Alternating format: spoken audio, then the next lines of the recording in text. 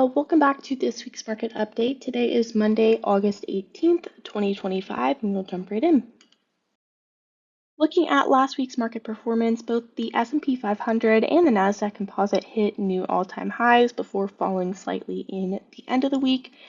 For the week ending August 15th, the Nasdaq Composite was up 0.81%, followed by the S&P 500, which was up 0.94%, and then the Dow Jones Industrial Average up 1.74%, a lot of which was due to a jump in United Health Group shares after Berkshire Hathaway announced a large stake in the healthcare giant. It was an important week of inflation data with both the CPI and the PPI coming out for the month of July. July's Consumer Price Index report showed inflation came in slightly better than expected, although we are still seeing some price pressures remaining.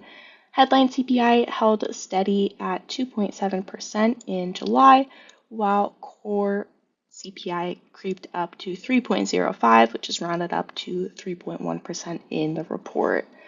On a month-over-month basis, prices rose 0.2% for headline CPI and 0.3% for core CPI. And we'll take a look at some of the driving factors in the next slide. Looking at the categories within the CPI here, you can see we had that headline figure at 2.7%. Within that, we had food at home, aka grocery prices, up 2.2%. Food away from home at restaurants up 3.9%, so that's been pretty persistently high, although that's more of a discretionary category, so a little bit less concerning there. Good thing that this grocery inflation is settling down a bit. Energy was down 1.6% from a year ago, driven largely by decreases in energy commodity prices. New vehicles were up 0.4% from a year ago, while used vehicles were up nearly 5% from a year ago. So very interesting there. Vehicles have been a pretty tariff-sensitive sector, so interesting to see how prices in that industry have been moving. Apparel was down about 0.2% from a year ago, another very tariff-sensitive sector as we import a lot of the clothes in the US. So interesting that prices are actually down from a year ago there. Shelter was up 3.7%, still pretty high, although it has been trending in the right direction. Then we had transportation services and medical care services up more than overall inflation, but within a pretty normal range for what it has been within recent years.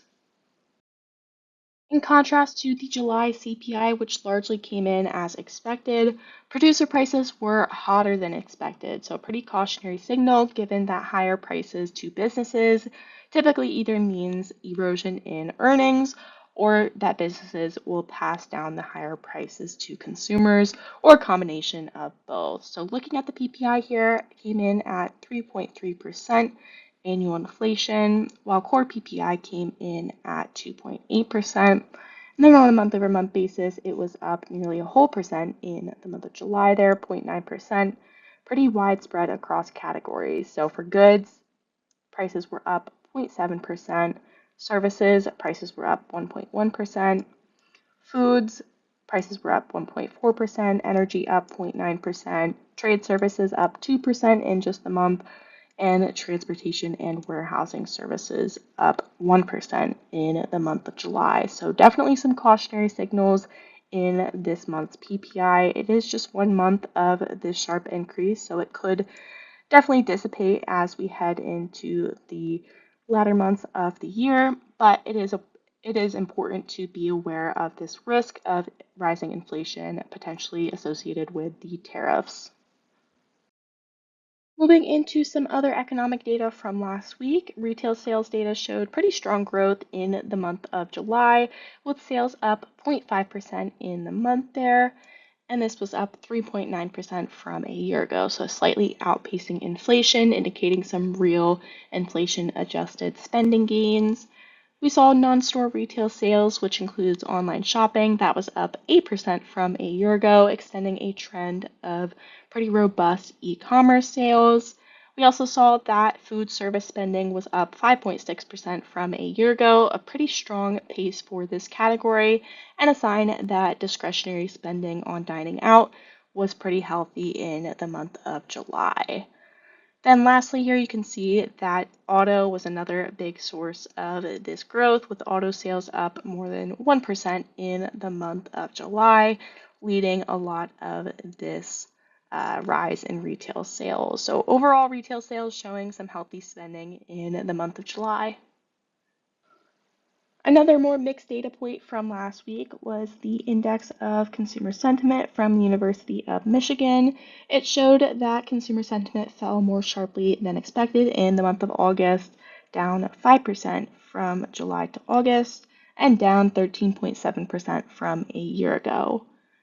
This was largely driven by growing concerns over inflation, with year-ahead inflation expectations rising from 4.5% in July to 4.9% in this most recent August reading. So overall, you can see we're still in a larger downtrend, this month being one example of that downtrend really since early 2024.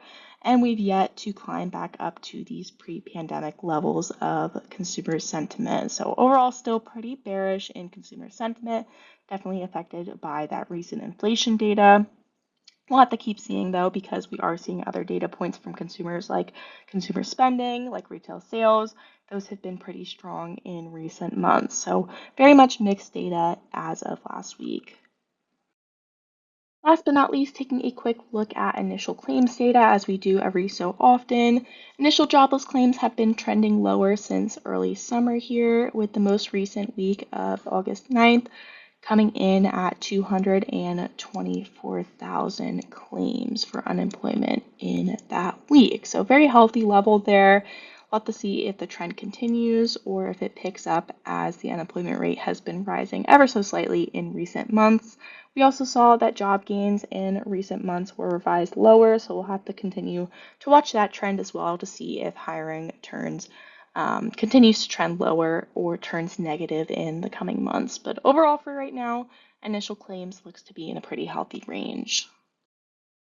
So that concludes this week's market update. We really appreciate you tuning in, and we look forward to seeing you again soon.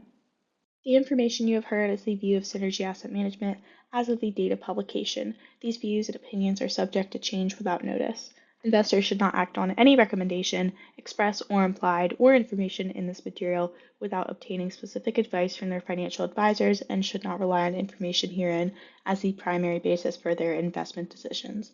Information contained herein is based on data obtained from publicly recognized sources and is believed to be reliable and is not expected to be updated after initial publication. This information has not been independently verified, and Synergy makes no representations or warranties as to its accuracy. The material has been prepared solely for informational, educational, and market commentary purposes and is not a solicitation of advisory services or an offer to buy or sell any security or to participate in any trading strategy.